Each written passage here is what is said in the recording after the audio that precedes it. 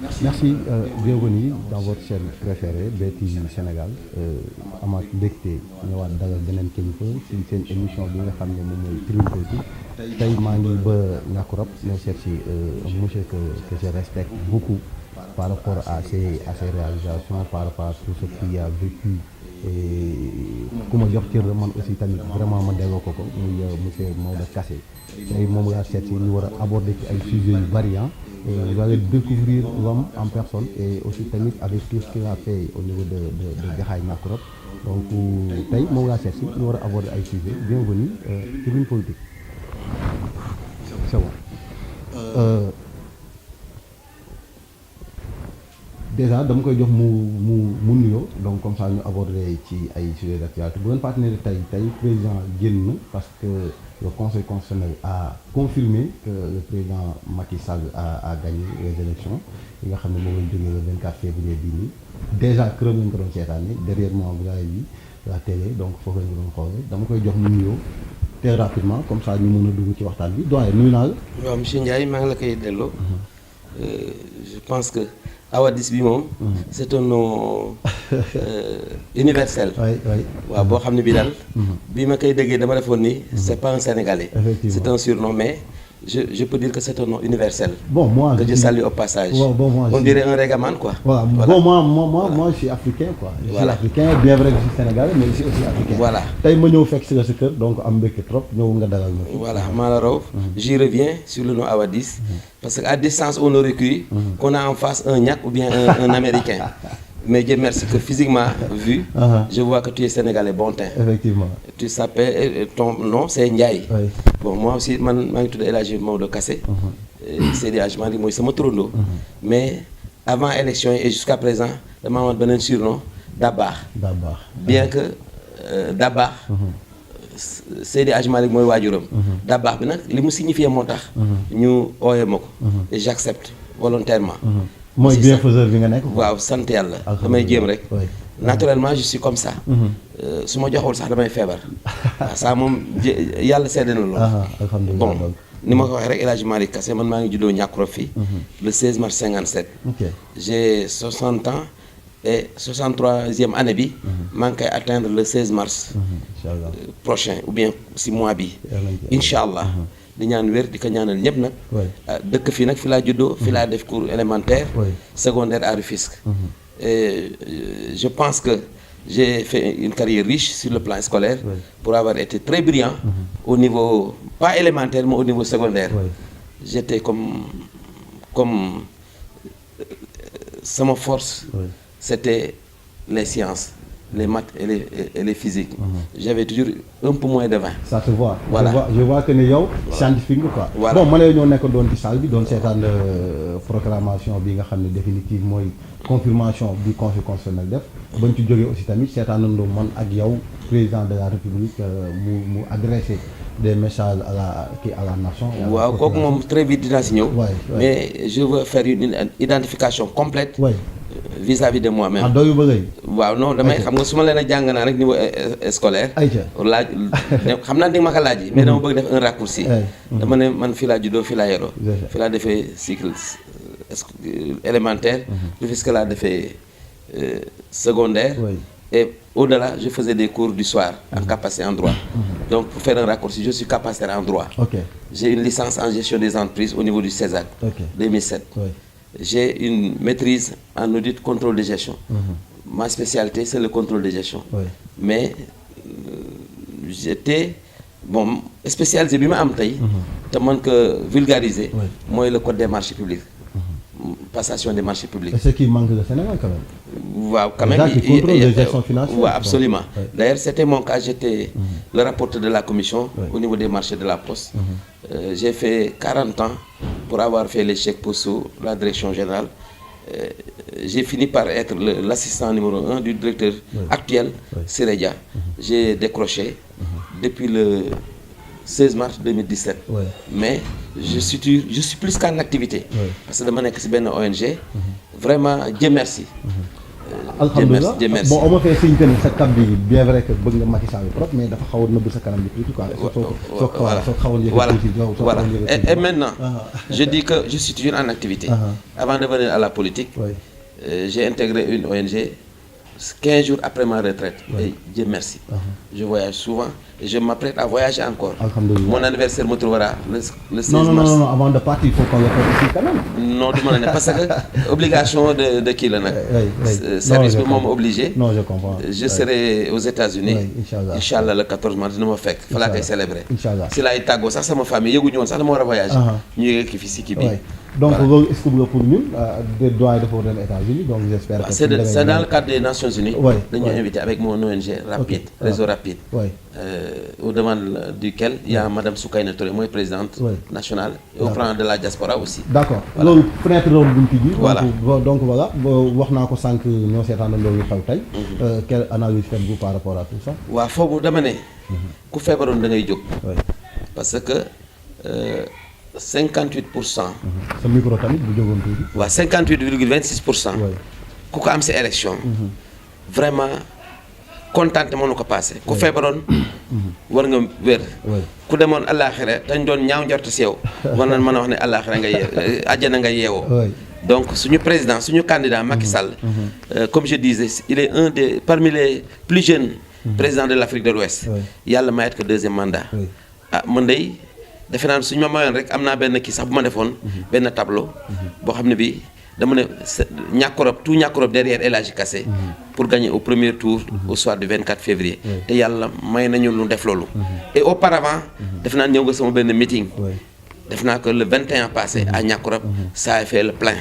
donc j'ai eu l'adhésion de la masse politique. dama bëggoon loolu yëpp après bëggoon naa si ñëw mais dama bëggoon tey. waaw nga wax ma émotion bi nga am. non émotion moom laa la mais émotion dafa am lu koy andi. parce que bu Macky Sall gagné woon. suñu candidat gagné. man ma nekk ma échoué ñu gagné ma fii. tey boo ñëwee ma ne la dama feebar wala dama am ngànt. mais tey laa gën a am accepté. télévision yi bu ñëwoon tey et encore yéen da ngeen ma réserver la part belle. je sais que je suis la première personne ou la première personnalité politique au niveau de la commune de Jaxaay ngeen ñëw contacter ma pour ma wax ci sujet bii xew tey muy confirmation des résultats par le conseil constitutionnel ñu am 58,26% pour notre candidat. C'est un acte majeur. C'est un acte majeur et je pense que ginnaaw bu ñu sant yàlla kontaan si loolu Macky dafa am méritam dafa yaru des fois ñu ngi koy qualifier leneen mais politique ak loolu ñoo ànd. démocratie comme ni mu ko waxee léegi defe naa ne amul fenn fu ñu ko envier kon loolu ñun dañ ciy kontaan di ko ñaanal wér bokk ak moom wér ba li ñu bëgg a PSM boobu aussi ñu nit PSC yi ñu doon def di ko doxal si mandaam ñu àggale ki incha allah dinañ si ñëwaat. d'accord mais est-ce que tey boo jàngatee li nga xam ne moom mooy élection yi nu mu demee nga gis ne PM génnoon na wax ne voilà nous avons gagné même instant yi programmé guñ dara mu ne gagné nañ à 57 virgule nangam %. nga gis tey ñi nga xam ne ñoom ñooy CNRA ñu confirmé waxam ji tey conseil constitutionnel gën ko dëggal. est-ce que loolu ça pose pas problème est-ce que loolu mënul nekk ne comme gars yi di wax l'élection a gagné avant la proclamation. Les gens ne savent pas lire entre les lignes. Il a agi en tant que directeur de campagne. Mais en tant que premier ministre aussi. waaw premier ministre je mets ça de côté. parce que boobu noonu c'est le premier ministre qui parle aussi. Mais il n'a pas parlé au palais.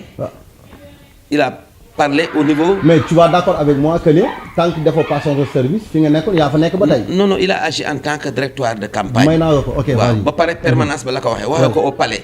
waxee ko beneen instance de l'État. fa mu ko waxee am na fa droit. autant moom moment ña ko doon suivre ñu nga doon suivre opposition. de l'autre côté. donc l'un dans l'autre.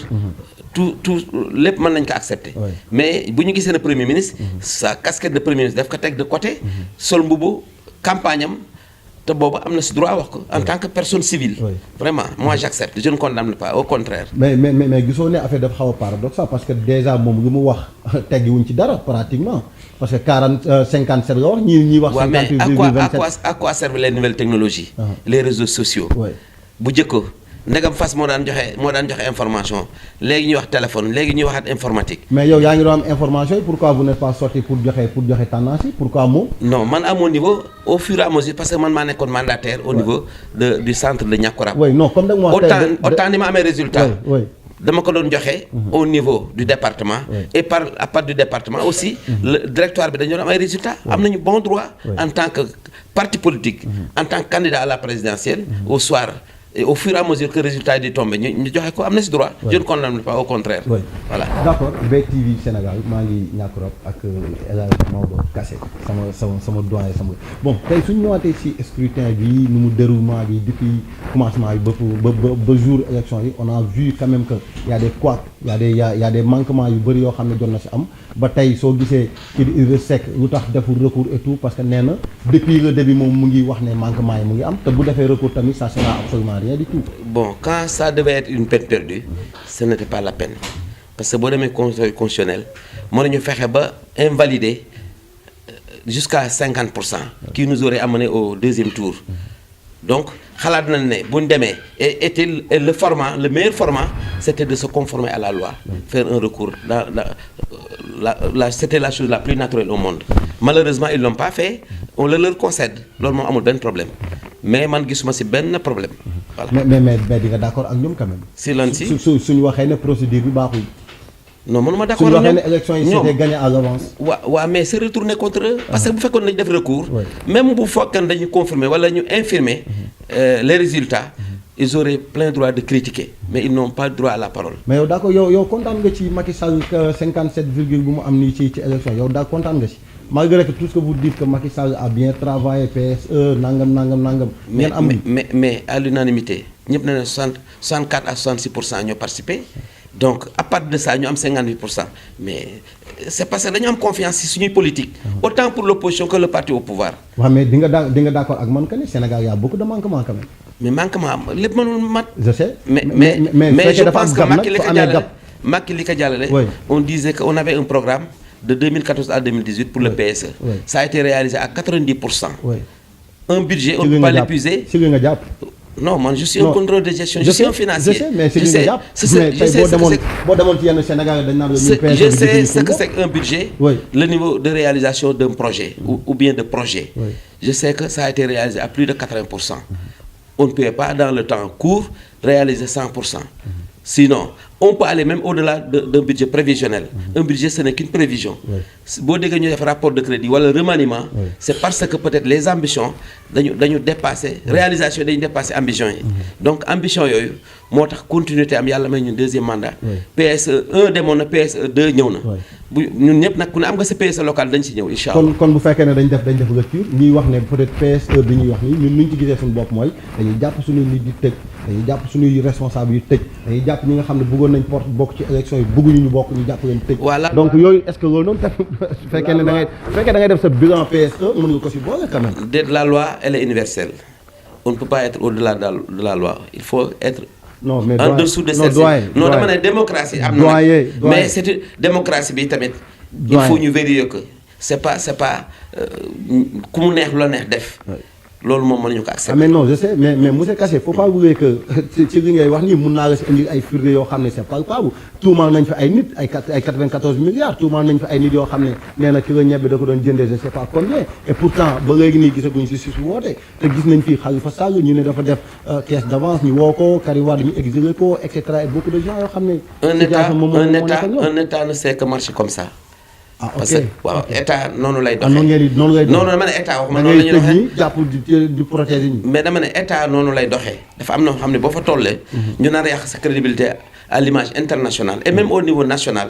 Mais avec les moyens du bord la loi étant là. avec l'indépendance de notre justice. avérée. mais man du ma def ko lu approuvé. yow li ngay wax sa askan. non dama ne. kon donc yow d'accord nga si ñu jàpp ñi teg si ginnaaw teg si ay pour jàpp ñi xam nga boo nee d'accord nga si jàpp ni non parce que c'est un peu de l'arbitraire attends day nekk arbitraire y a pas de l'arbitraire d'ailleurs les 94 milliards si tu as suivi la presse de ce matin Aaron l'autre Dia le questeur de l'Assemblée il a dit que teg nañu les leviers yëpp. oui. lépp lu yoon santaane. Oui. dañ ko leeral. Oui. commission parlementaire bu ñu convoqué Sonko. qui est l'auteur principal de cette dénonciation. Oui. s'il refuse il y a d'autres voies. de recours yoo xam ne dans les prochains jours ou bien dans les prochains mois. dañ ko déclenché wu. mais man lu ma jaaxal mooy man su ma déggee ngay wax ni damay am tuuti tiitaange parce que quand vous me dites que ne l'état noonu la war a fonctionner mooy ça veut dire que bu fekkee dañu bëgg a jéebaane wax nga jàpp tëj donc loolu ça pose problème. non xam nga bu doon jàpp pour doole. mën a doole leen jaay mais dama ne. tout s'est avéré. lépp c'est la justice qui a brandi son arme. pour wax Massamba ou Mademba. qui ont vraiment perverti la loi. wala def détournement de deniers publics. mais c'est un bien pour la nation. mais si tu vas s'en accaparer. kooku il est question que la loi maanaam la loi à travers la loi. la justice bi nga xam ne ñoo yor portefeuille boobu. ñu réagir. Macky Sall santaanelu kenn jàppal. ah bon ku nekk da nga war a jouer sa rôle. ok voilà. et que je souhaite à terme nag mën na nekk tey mën na nekk à terme daal laa waxee. d'accord ñu amnistier leen incha allah moom moo ko wax ça n'engage que c'est ça n'engage que ñu ay paroles la donc doyen nee na vraiment justice bi baax na donc jàpp ñu teg génne ñi exilé jël ñi. non dans le cadre de la loi. je dis que je suis d'accord waxuma ne dañu bu dee ëpp doole la.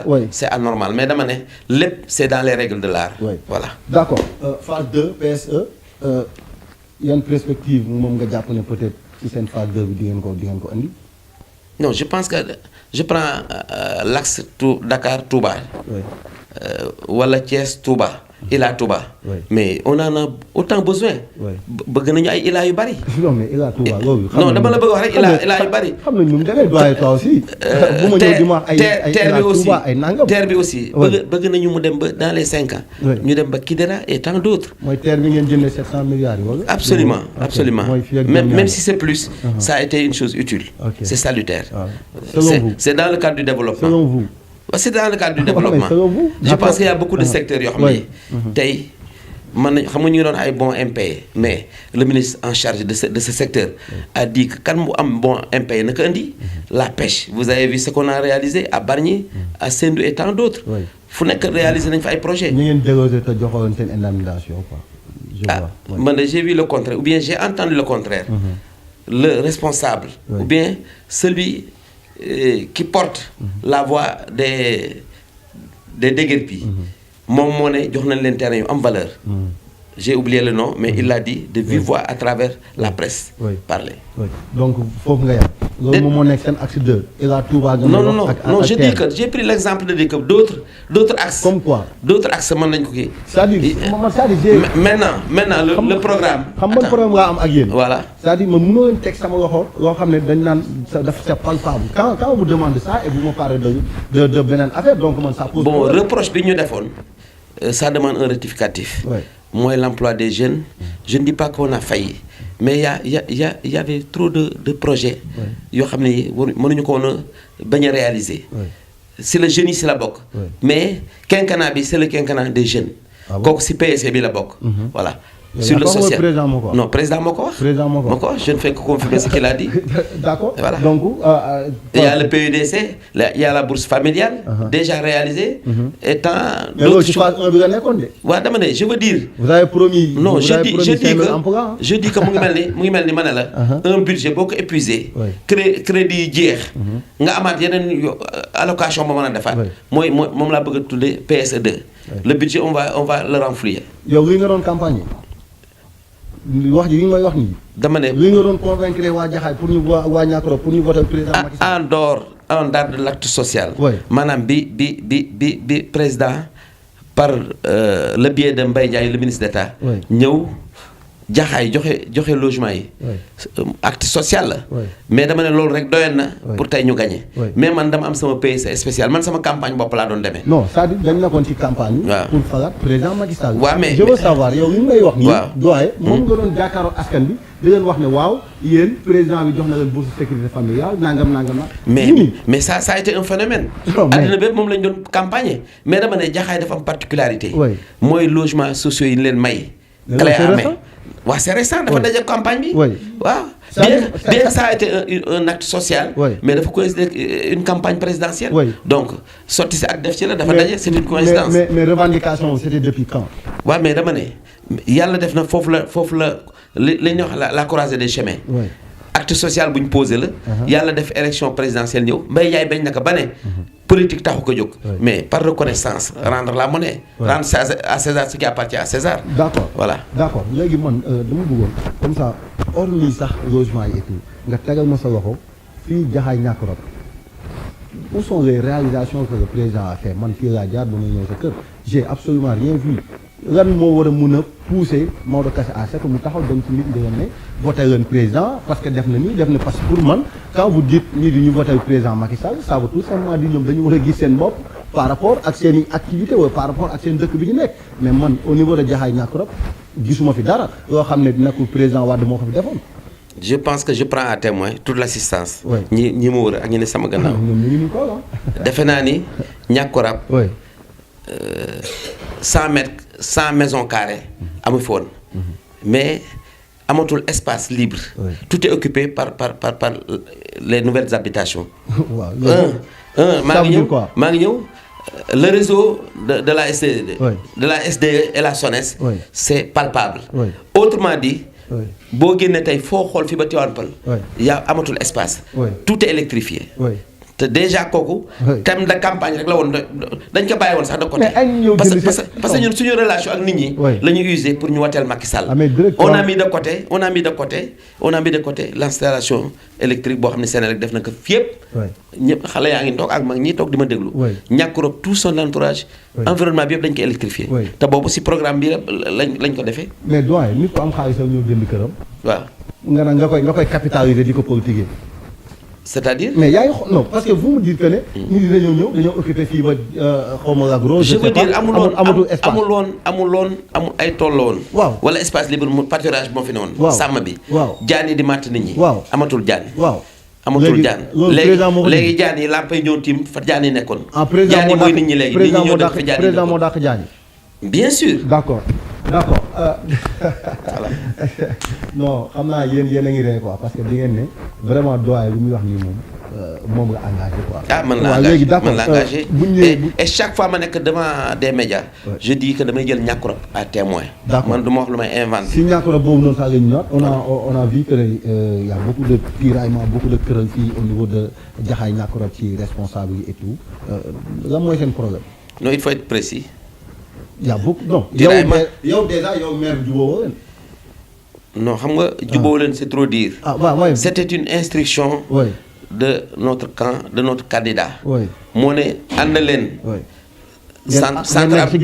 centre Abdou Diouf la ko waxee mu ne. bépp commune boo xam ne maire bu benn bokk yaakaar moo fa ne. bu APR.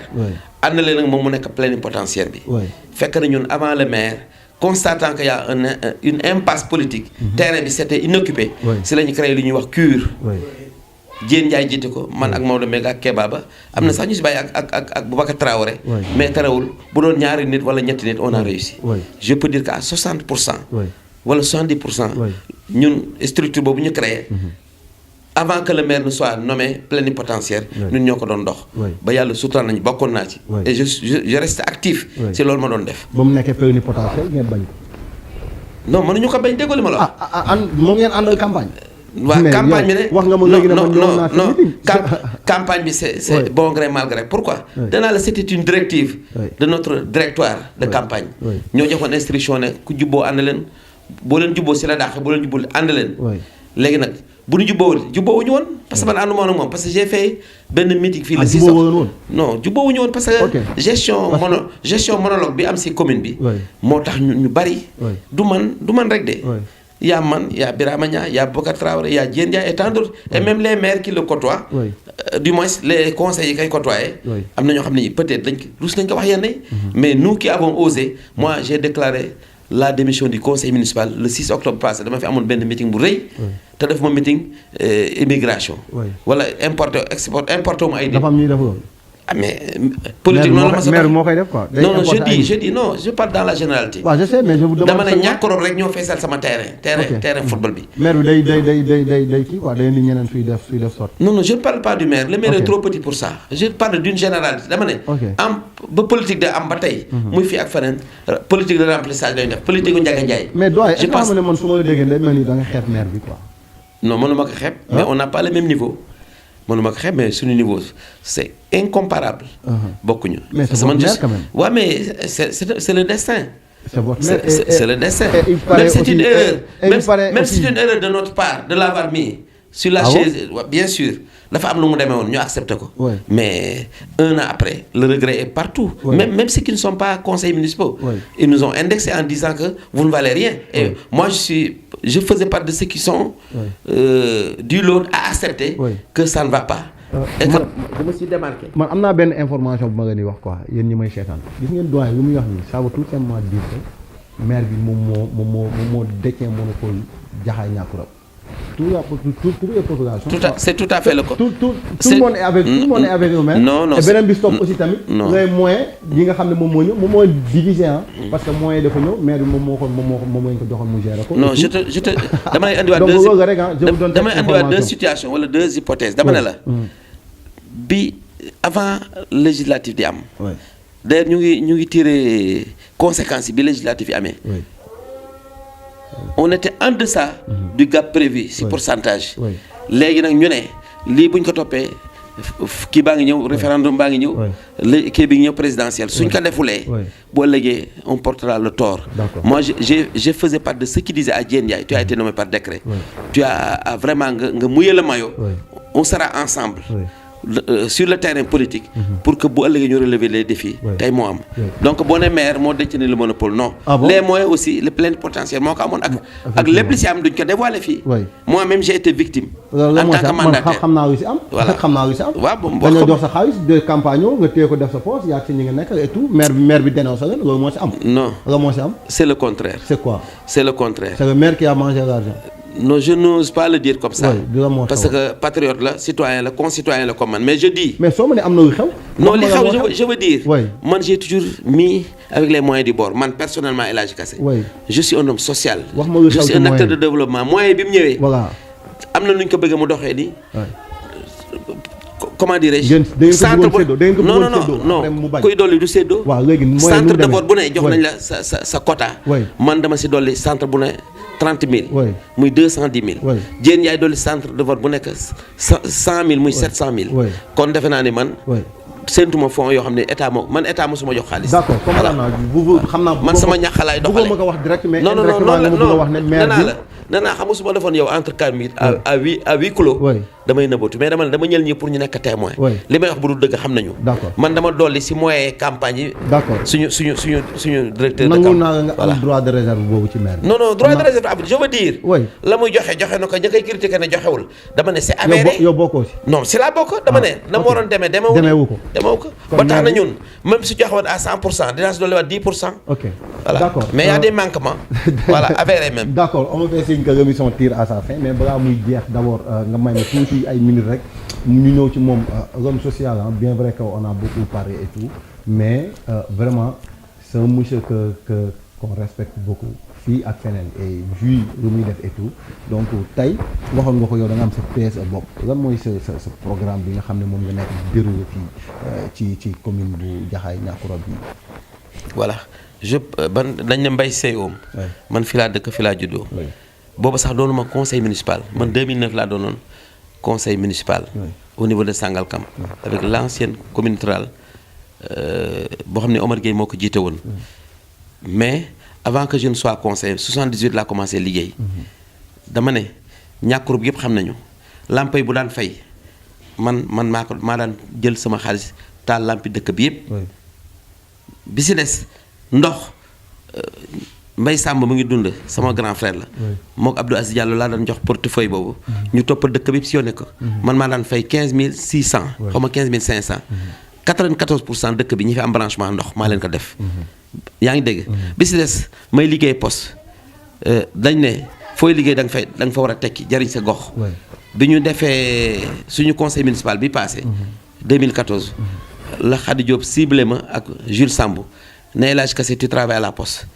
yow Jules Sambou yaa ngi à la case des tout petits mais booba yàlla suturaal na ma avant que je ne sois conseiller à commune Jaxaay andi naa bureau de poste Sangalkam mooy si diggante gendarmerie bi ak commune bu Sangalkam boobu man maa ko fi andi bi si des j'ai tout fait pour relever défi yooyu. moo tax man le PSE.